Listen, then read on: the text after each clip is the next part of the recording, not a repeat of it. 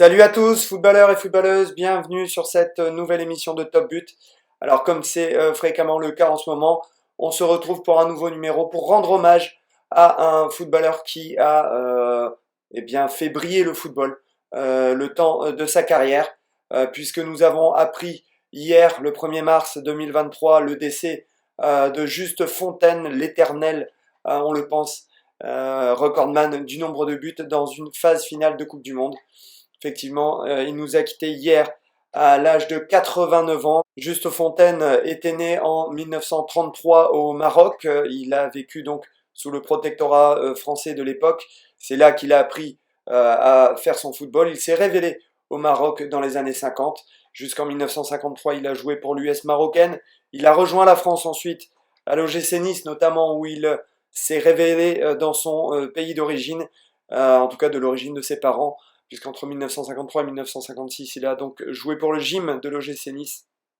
Et ensuite, il a rejoint le stade de Reims en 1956 pour rejoindre un stade de Reims qui venait de perdre Raymond Kopa partant pour le Real Madrid. En 1957, il a participé à la Coupe du Monde militaire avec l'équipe de France du même nom en Argentine en 1957. Donc, il n'a pas pu aller au bout de la compétition puisque il a terminé son service lors de cette compétition.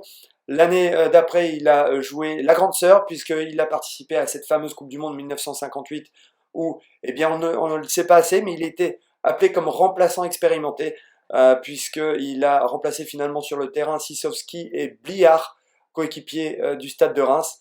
Et eh bien, c'est là qu'il s'est littéralement révélé, qu'il est devenu le Juste Fontaine que tous les passionnés de football ont connu. Cette année-là, il est littéralement au summum de sa carrière puisqu'il a remporté le doublé Coupe Championnat avec le Stade de Reims. Il a le titre de meilleur buteur du championnat de France avec 34 buts de cette fameuse Coupe du Monde, donc avec les imbattables et inégalés, pour l'instant 13 buts, imbattables on le pense, de cette compétition. Il termine sur le podium de cette Coupe du Monde après avoir été éliminé, réduit à 10 après la blessure d'un coéquipier. Les remplacements n'existaient pas à l'époque. L'équipe de France avait donc été éliminée 5-2 par le Brésil du tout jeune Pelé qui avait marqué un hat-trick lors de cette rencontre, une défaite 5-2. On l'a vu justement, on a vu les buts de Pelé lors du précédent numéro de Top But en hommage au roi Pelé. En revenant donc à Juste Fontaine, il a donc terminé sur le podium de cette compétition en gagnant face à l'Allemagne de l'Ouest 5-3. Il avait marqué 4 buts lors de cette rencontre, et donc c'était les 9, 10, 11, 12 et 13e buts qu'il avait marqué lors de cette compétition. Il avait donc battu le record d'un joueur hongrois qui avait réussi à marquer 11 buts lors de la compétition précédente en 1954. Il termine donc sur le podium médaillé de bronze avec ses coéquipiers tricolores en 1958. Il apparaîtra aussi sur le podium du Ballon d'Or de cette année-là en accompagnant le vainqueur de cette édition, puisque c'était Raymond Kopa à l'époque qui avait fait une très grande saison avec le Real Madrid. C'est l'Allemand Rahn qui était deuxième. Juste Fontaine était donc troisième. Lors de cette compétition, c'est une très très belle récompense pour lui pour cette année 58. Il continue sur sa lancée en 59 puisqu'il finit encore meilleur buteur cette fois-ci de la Coupe d'Europe des clubs champions à laquelle il participe jusqu'en finale, encore une fois, puisque c'est le Stade de Reims qui rend en finale face au Real Madrid, défait malheureusement par 2-0. C'est l'inévitable français de l'époque, Raymond Kopa. Et ensuite, eh bien, malheureusement, il est fauché en pleine réussite, puisque à cette période de sa carrière, eh bien, il connaît successivement 2 fractures de jambes qui mettent finalement un terme à sa carrière. Il reprend le football, mais très très peu.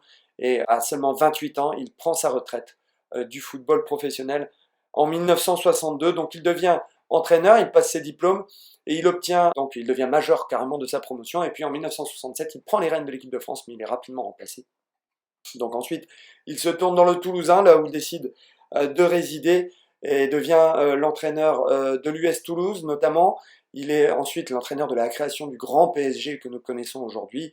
En 1970, il reste entraîneur pendant 3 années, et ensuite il se retire du football professionnel. Dans les années 80, il se décide à se lancer dans le commerce du textile sportif, et donc voilà, il devient l'icône du football français tel qu'on l'a connu, et tel qu'on le connaîtra éternellement en tant qu'amateur du football. Nous rendons hommage donc à Juste Fontaine, on remercie pour toute la lumière qu'il a fait sur le football français, pour l'exemple, pour l'histoire qu'il représente.